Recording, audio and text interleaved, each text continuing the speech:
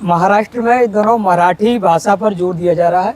भाषा भाषा जो जोड़ने का काम करती है, भाषा कभी भी तोड़ने का काम नहीं। लेकिन अगर ये थोपा जाए कि नहीं नहीं आप इस भाषा को मानिए, उस भाषा को से आना भी तो चाहिए।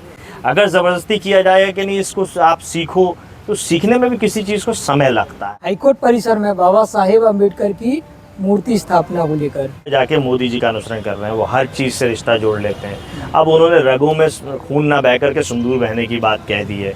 तब मोदी जी के बारे में और वाजपेयी के बारे में ज़्यादा कुछ कहने को नहीं है, लेकिन अगर वो बाबा साहब अम्बेडकर जी से अपनी बातें जोड़ते हैं, अपने आप को बताएं कि ग्वालियर हाईकोर्ट परिसर के अंदर क्या भारतीय जनता पार्टी के समर्थित वकील नहीं है जो विरोध कर रहे हैं अंदर? क्या भारतीय जनता पार्टी के लोग नहीं हैं?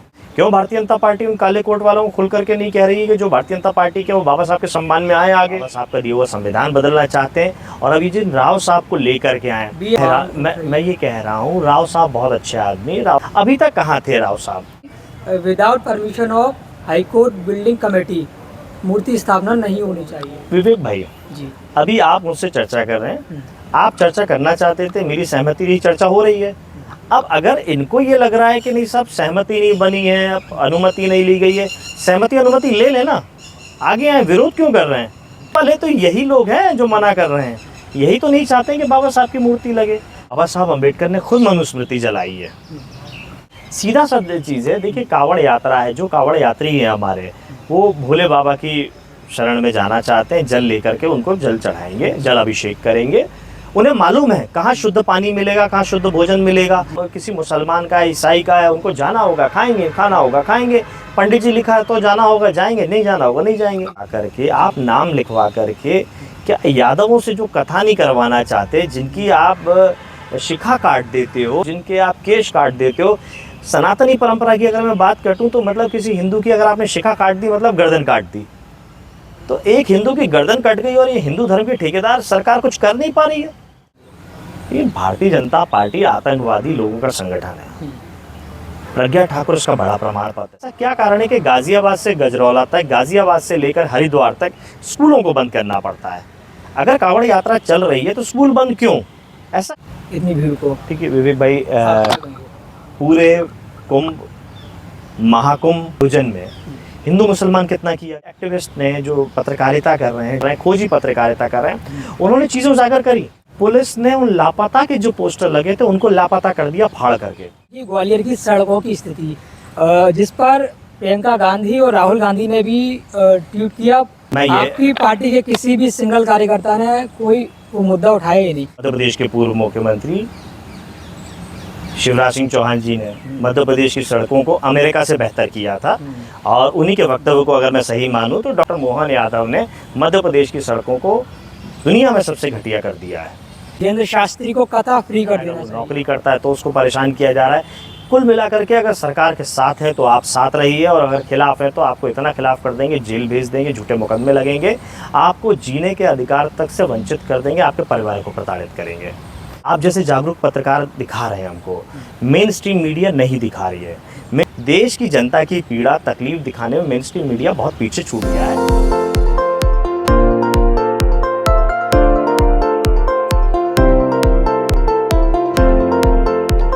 इस वक्त मेरे साथ समाजवादी पार्टी के राष्ट्रीय प्रवक्ता यश भारतीय जी मौजूद हैं। यश जी, महाराष्ट्र में दोनों मराठी भाषा पर जोर दिया जा रहा है। मराठी भाषा को लेकर वहाँ दुकानदारों के साथ अभद्रता हो रही है, मारपीट हो रही है, ग्राहकों के साथ मारपीट हो रही है। महाराष्ट्र नवनिर्माण पार्टी के कार्यकर्ता इस पर लगातार दबाव बना रहे हैं। आप क्या देखिए, हमारे यहाँ शिक्षा की बात होती है, और जब शिक्षित व्यक्ति से बात करते हैं तो वो कभी भी इस तरीके की बातें नहीं करता। ये जो बातें ये तो एक तरीके से अशिक्षित व्यक्ति कर रहा है। भाषा जो जोड़ने का काम करती है, भाषा कभी भी तोड़ने का काम नहीं करती, चाहे वो क्षेत्रीय भाषा हो, चाहे वो राष्ट्र भाषा हो, चाहे वो अंतर्राष्ट्रीय भाषा हो। तो ये भाषाएं जोड़ने का काम करती हैं। वो भाषा जो हम बोलें और दूसरा समझे, और वो भाषा जो एक बोले और दूसरा ना समझे और वो किसी पे थोपी जाए, तो कैसे जोड़ पाएगी? जुड़ने के लिए तो जोड़ने का काम करना पड़ेगा ना। भाषा जो पुल का काम करेगी कि एक आदमी को दूसरी जगह पहुंचाने के लिए बिना विवाद के, बिना अवरोध के आसानी से आदमी पहुंच सके। लेकिन अगर ये थोपा जाए कि नहीं नहीं आप इस भाषा को मानिए, उस भाषा को से आना भी तो चाहिए। अगर ज़बरदस्ती किया जाएगा कि नहीं इसको आप सीखो, तो सीखने में भी किसी चीज़ को समय लगता है। और अगर हम देश को क्षेत्र के हिसाब से, धर्म के हिसाब से, जाति के हिसाब से बांटने की बात करेंगे तो सर्वधर्म सद्भाव की कैसी बात कर पाएंगे। जो विभिन्नताओं के साथ में, जो तमाम भिन्नताओं के साथ में हमारे देश का गुलदस्ता बना हुआ है, जहाँ सभी संप्रदाय, पंथ, जाति के लोग रहते हैं, वो कैसे एक हो पाएंगे। कहा जा रहा है कि खासकर हिंदुओं को वहाँ टारगेट किया जा रहा है। नहीं, देखिए, हिंदू मुसलमान वाली बात मैं नहीं करूँगा, मैं तो भाषा की बात तक रहूँगा। अब हमारी पुरानी कविताएं हैं, पुरानी किस्से हैं, पुराने लोगों के श्लोक हैं, अन्य बातें हैं कि कोस कोस में पानी बदलता है और भाषा नीर के समान है। तो और कई बार किस्से कहानियों में हम लोग एक दूसरे को कह देते हैं इसने घाट घाट का पानी पिया है। मतलब वो व्यक्ति जिसने घाट घाट का पानी पिया, मतलब जिसका इतना लंबा चला उसको तजुर्बा होगा, इसीलिए कहा जाता है घाट घाट का पानी पिया। और भाषा हर किलोमीटर में बदलती है, संस्कृति हमारी हर किलोमीटर में बदलती है। तो ये सब हमारे देश की विभिन्नता हैं और इसको आप तोड़ने की कोशिश करोगे तो जो पुराने रीति रिवाज हैं, जो हमारे पूर्वजों ने विरासत को संभाला हुआ है, जहाँ इतनी भाषाएं, इतनी संस्कृति संभली हुई है देश के अंदर, वो टुकड़े टुकड़े में बट जाएंगी। और ये सब हो रहा है भारतीय जनता पार्टी की सरकारों में। इंदौर के एक सांसद हैं, उन्होंने देश की संसद के अंदर, लखनऊ लोकसभा के अंदर ये बात कही, सिंधी में भाषण देते हुए कहा कि सिंध भाषा के आधार पर सिंधी लोगों के लिए एक अलग से प्रांत बना दिया जाए, प्रदेश बना दिया जाए। भारतीय जनता पार्टी ने क्या कार्रवाई करी, उन्हें अगली बार टिकट दोबारा दे दिया। यानी जो देश क्षेत्र के नाम पे, भाषा के नाम पे तोड़ने की बात करे, उसको दोबारा टिकट दे दीजिए इनाम के तौर पे। वैसे ही महाराष्ट्र में हो रहा है, जो भाषा के आधार पे, क्षेत्र के आधार पे मारपीट करेगा उसे और आगे बढ़ाया जाएगा, उसे और तरक्की दी जाएगी। ये सारे लोग कहीं ना कहीं भारतीय जनता पार्टी के समर्थक और भारतीय जनता पार्टी में रहे, आज नहीं है ठीक है, लेकिन फले फूले भारतीय जनता पार्टी की सरकार और सत्ता में है। अच्छा, पहली बार महाराष्ट्र में राज ठाकरे और उद्धव ठाकरे, दो भाई एक मंच पर एक साथ नजर आए हैं, आप इस पर क्या बयान देंगे? तो समाजवादी पार्टी तो जोड़ने में खुश होती है, तो लोग मिल रहे हैं, अच्छी बात है। परिवार के लोग हैं, मिल रहे हैं, अच्छी बात है। मिलें, देश की तरक्की करें, प्रदेश की तरक्की करें, परिवार की तरक्की करें, हर अच्छा व्यक्ति यही चाहेगा। लेकिन बेमनस्ता ना फैले, समाज में दूरियां ना हो, ये हम सबकी जिम्मेदारी है, मिलजुल करके जिम्मेदारी है। जो भी ऐसा करे उसको सुझाव दें, समझाएं, और नहीं मानता है तो विरोध करें। अच्छा, मध्य प्रदेश में एक मुद्दा काफी चर्चा का विषय बना हुआ है। ग्वालियर हाईकोर्ट परिसर में बाबा साहेब अम्बेडकर की मूर्ति स्थापना को लेकर लगातार एक पक्ष विरोध कर रहा है और एक पक्ष उसकी मूर्ति स्थापना की मांग कर रहा है। अब ये पूरा मुद्दा राजनीतिक हो गया है, क्योंकि अभी कांग्रेस ने एक सत्याग्रह उपवास किया और वहीं भारतीय जनता पार्टी कह रही है कि हम बाबा साहेब का सदैव सम्मान करते हैं। आज कल ज्योतिरादित्य सिंधिया जो देश के केंद्रीय मंत्री हैं, वो उनका ग्वालियर आगमन हुआ था। उन्होंने भी एक बयान दिया था कि मराठा समाज का बाबा साहेब अम्बेडकर का खून का संबंध है, रक्त का संबंध है। तो आखिर कैसे संबंध है ये मोदी पार्टी के लोग? ये भाजपा में जाके मोदी जी का अनुसरण कर रहे हैं, वो हर चीज़ से रिश्ता जोड़ लेते हैं। अब उन्होंने रगों में खून ना बह कर के सिंदूर बहने की बात कह दी है। तो मोदी जी के बारे में और भाजपाइयों के बारे में ज़्यादा कुछ कहने को नहीं है।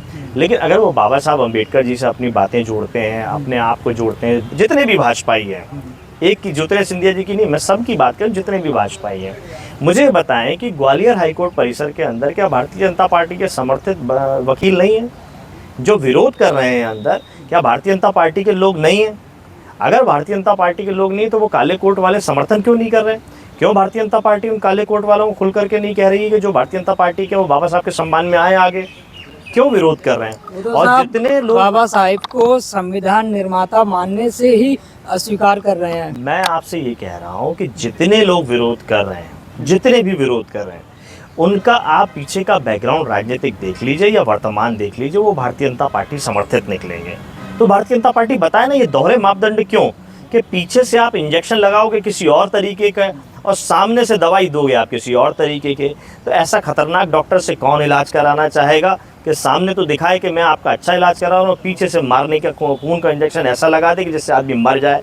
तो ये बाबा साहब के साथ मानने के जो ढोंग कर रही है भारतीय जनता पार्टी, ये ढोंग सबको दिख रहा है। इसीलिए उत्तर प्रदेश की जनता ने, जो पीडीए की जनता है, उसने ये समझ लिया है कि ये ढोंग कर रहे हैं, बाबा साहब का दिया हुआ संविधान बदलना चाहते हैं। और अभी जिन राव साहब को लेकर के आए, BN राव की मूर्ति स्थापना की, मैं ये कह रहा हूँ, राव साहब बहुत अच्छे आदमी, राव साहब ने बहुत कुछ योगदान दिया होगा। अभी तक कहाँ थे राव साहब? और ये जितने लोग मानने वाले लोग जो कह रहे हैं, किनके घरों में राव साहब की मूर्ति लगी है, इनके बच्चों से पूछिए राव साहब कौन थे, वो नहीं बता पाएंगे, क्योंकि राव साहब को ज़बरदस्ती विवादित बनाने की कोशिश कर रहे हैं। संविधान सभा में बहुत सारे लोग थे, सबका योगदान है, लेकिन क्योंकि संविधान सभा के अध्यक्ष थे बाबा साहब अम्बेडकर जी, सबको कलेक्टिवली सारी चीज़ें जोड़ना, दिन रात मेहनत करना, सब चीज़ों का अध्ययन करना, सबकी बातों पर विश्वास करते हुए उन सबको प्रस्तुत करना। घंटों की चर्चा हुई लोकसभा और राज्यसभा के अंदर, सदन के अंदर घंटों की चर्चा, तब ये हमारा संविधान लागू हुआ है। मेरा इसमें ये सवाल है कि एक पक्ष तर्क दे रहा है कि हाई कोर्ट बिल्डिंग परमिशन के बगैर, यानी कि without permission of high court building committee मूर्ति स्थापना नहीं होनी चाहिए। हम उसका खुला विरोध करते हैं, मूर्ति स्थापना नहीं होगी। और जबकि दूसरा पक्ष ये कह रहा है कि पूर्व जस्टिस कैद साहब ने, मध्य प्रदेश के पूर्व जस्टिस जो रहे हैं, उन्होंने कहा था कि मूर्ति स्थापित की जाए, उसके लिए आप प्रक्रिया बढ़ाएं। तो ये द्वंद्व कैसे छिड़ गया दोनों में? विवेक भाई जी, अभी आप मुझसे चर्चा कर रहे हैं, आप चर्चा करना चाहते थे, मेरी सहमति रही, चर्चा हो रही है। अब अगर इनको ये लग रहा है कि नहीं साहब सहमति नहीं बनी है, अनुमति नहीं ली गई है, सहमति अनुमति ले लेना, आगे आए, विरोध क्यों कर रहे हैं? तो कितना समय लगेगा सहमति अनुमति लेने में?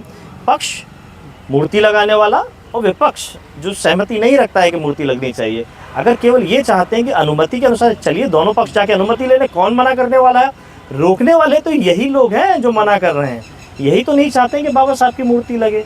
तो भाई स्पष्ट है ना कि मूर्ति नहीं लगवाना चाहते, उनका खुला रवैया है कि हम नहीं लगवाना चाहते, और जो लगवाना चाहते हैं उनका खुला रवैया है कि नहीं लगवाना चाहते।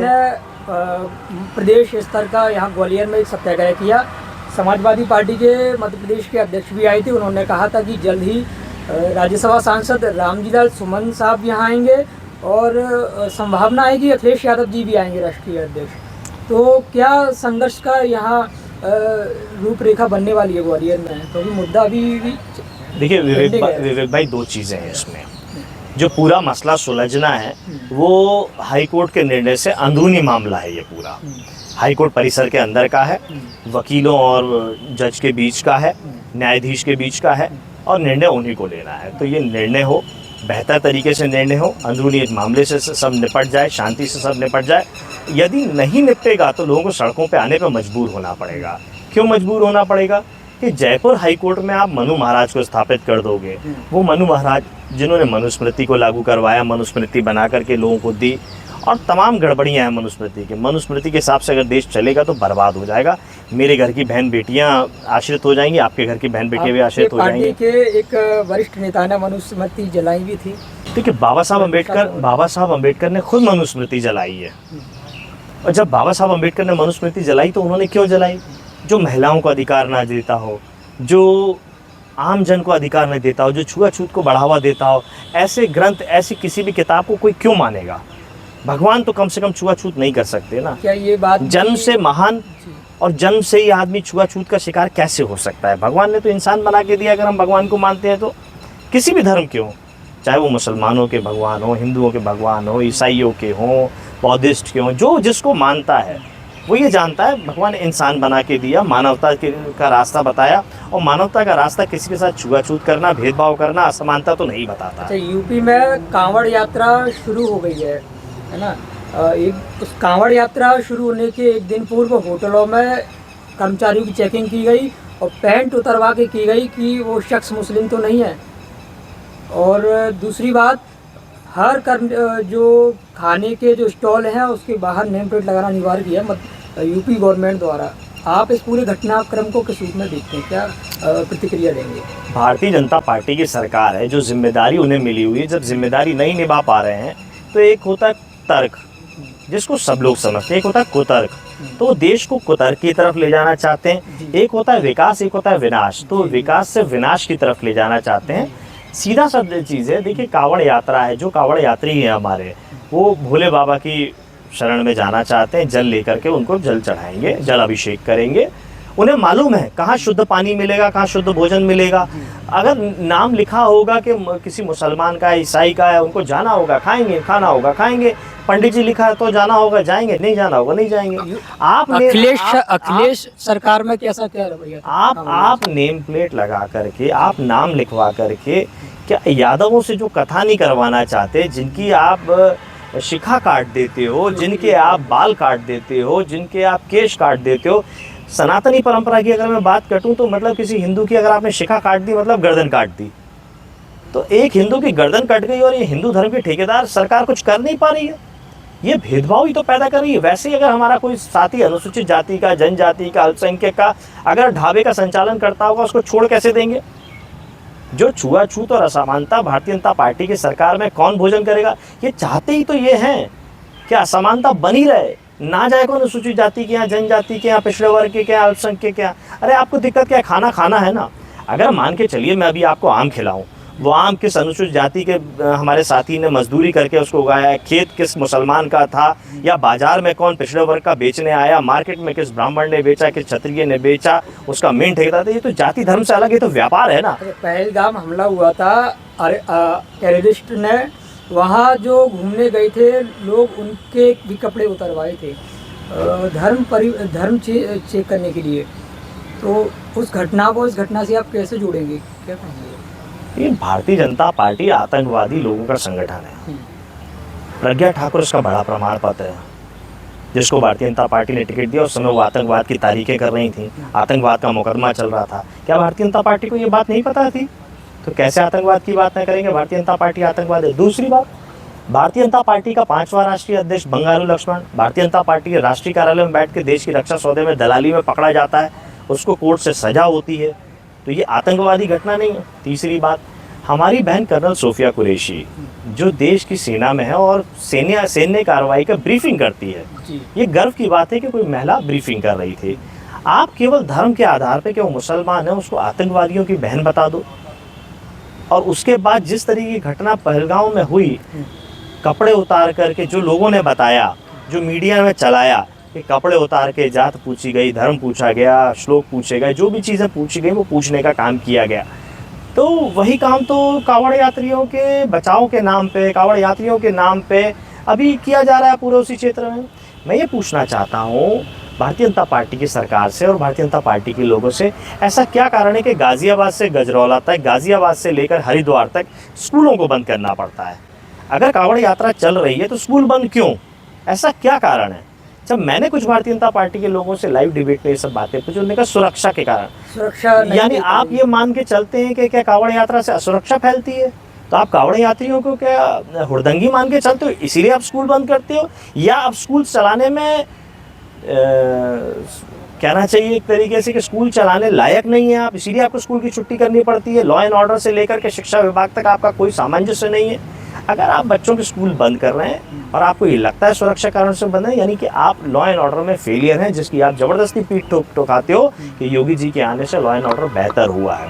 असुरक्षा का माहौल आपने खुद ने बनाया, चाहे बहन बेटियों के लिए हो, चाहे व्यापारियों के लिए हो, चाहे अब तो पुलिस खुद ही गुंडाई कर रही है। उत्तर प्रदेश के प्रयागराज में एक बड़ा धार्मिक कार्यक्रम हुआ, महाकुंभ, जिसमें एक नहीं, दो नहीं, तीन भगदड़ हुई। उसमें काफ़ी लोगों की जान भी गई, काफ़ी लोगों ने अपने परिवार के सदस्यों को गंवाया।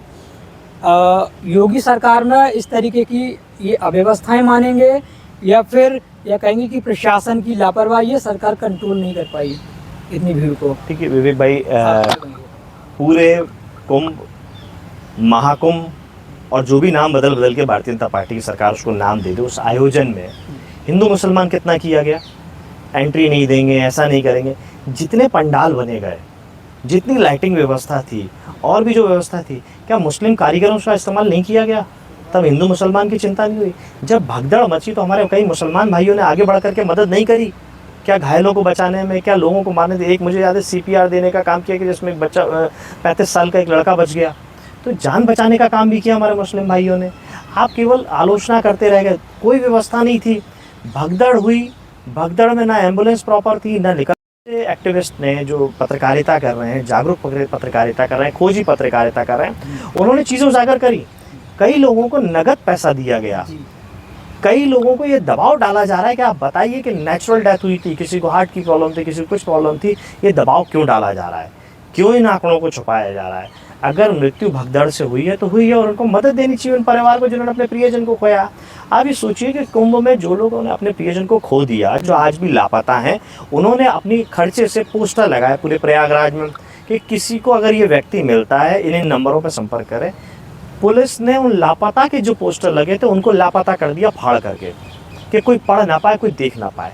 कितना अफसोसजनक है। आप ढूंढ नहीं रहे, आप छिपाने का हाँ, आप ढूंढ नहीं पा रहे उनके प्रियजनों को, वो कोशिश कर रहे हैं तो आप उसको भी खराब करने की कोशिश कर रहे हैं। ये कितना गलत काम हो रहा है। हाँ, आप ये मान रहे हैं कि उत्तर प्रदेश की सरकार ने महाकुंभ में जो लोग मारे गए उनके आंकड़ों को छुपाया? देखिए, पूरा महाकुंभ का जो आयोजन था माननीय अखिलेश यादव जी के नेतृत्व में उत्तर प्रदेश में जो कुंभ हुआ, उसमें विदेश की यूनिवर्सिटीज़ ने और लोगों ने भी अध्ययन किया। जो कॉल डिटेल के मामला है, आजकल सेल फोन्स का मामला है, टेक्नोलॉजी से जुड़ा हुआ है, टावर के साथ में कितने मोबाइल जुड़े हैं, कितने चालू थे, कितने बंद थे, गिनती तुरंत हो सकती है। ये झूठे आंकड़े बताते रहे। उसी तरीके से ये जो लापता है उनके झूठे आंकड़े हैं, जिन्होंने अपनी जान गंवाई उनके झूठे आंकड़े हैं। ये झूठी सरकार है। पूरा कुंभ का आयोजन झूठ पर टिका हुआ था। इन्होंने कहा हमने इतनी रेलगाड़ी चलाई, आप चलाएंगे कहाँ से, उतने इंजन भी तो होने थे, इंजन छुपे नहीं हैं। आपने दूसरी गाड़ियाँ बंद करके, देश में जो रेगुलर गाड़ियाँ चल रही थी वो बंद करके आपने कह दिया कुंभ में गाड़ियाँ चली। जो रोज़ाना प्रयागराज जाती थी उन गाड़ियों को बंद कर दिया, आप सोचिए। और कुंभ स्पेशल के नाम पे दूसरी गाड़ियाँ चलाने का काम किया। और किस तरीके से भगदड़ रेलवे स्टेशन पे हो, जो कुंभ क्षेत्र के सबसे नज़दीकी रेलवे स्टेशन था उसको बंद करने पड़ा। तो तैयारी के नाम पे कुछ नहीं था, और ये कह दिया गया कि हमने 1 करोड़ से ज़्यादा लोगों की तैयारी करके रखी थी, हमने 2 करोड़ से ज़्यादा लोग थे। ये झूठी बातें केवल और केवल भारतीय जनता पार्टी की सरकार में संभव है, योगी मोदी की सरकार में संभव है। लेटेस्ट बात करें तो अभी उत्तर प्रदेश के प्रदेश अध्यक्ष कांग्रेस के, हाँ, उन्होंने एक बयान दिया है कि इस बार पंचायत चुनाव में कांग्रेस इंडिविजुअल तौर पर चुनाव लड़ेगी, यानी कि उसमें अन्य दल को हिस्सा लेने की अब अनुमति नहीं है, हम खुद अपने दम पर चुनाव लड़ेंगे। क्या इंडिया गठबंधन टूट रहा है क्या? अभी उसी गठबंधन के साथ राजनीतिक पार्टी हैं, उनको अधिकार है अपना चुनाव लड़ें, अपने निर्णय लें। समाजवादी पार्टी एक राजनीतिक पार्टी है, हम चुनाव लड़ें, हमारे अपने निर्णय लें। लेकिन जहां बात इंडिया गठबंधन की है, आगे तय होगा। अब अजय राय जी क्या कह रहे हैं वो अजय राय जी को कहने दीजिए, हम क्या कह रहे हैं वो अभी हमने कहा नहीं है।